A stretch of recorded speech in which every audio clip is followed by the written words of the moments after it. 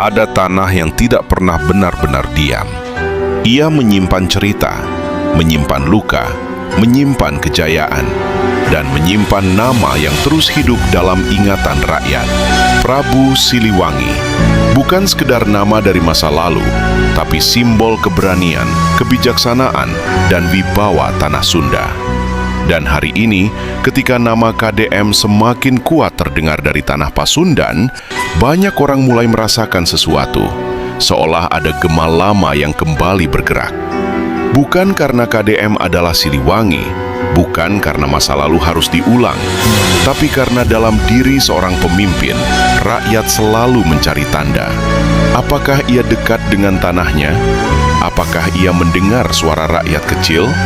Apakah ia hanya mengejar panggung atau benar-benar membawa amanah? Karena tanah Sunda tidak hanya butuh pemimpin yang pandai bicara.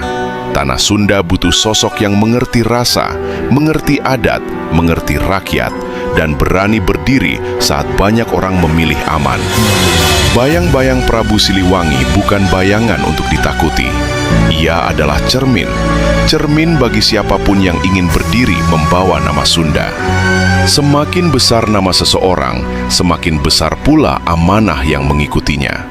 Dan untuk KDM, perjalanan ini bukan hanya soal jabatan.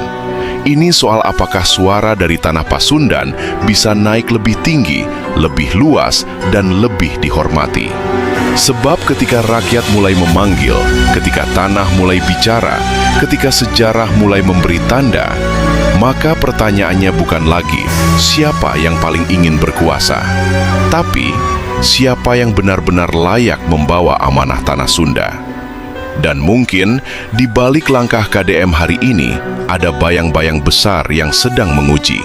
Apakah ia hanya akan menjadi tokoh zaman ini, atau menjadi suara yang membuat tanah Sunda kembali berdiri dengan wibawa? KDM dan bayang-bayang Prabu Siliwangi saat tanah Sunda memanggil kembali.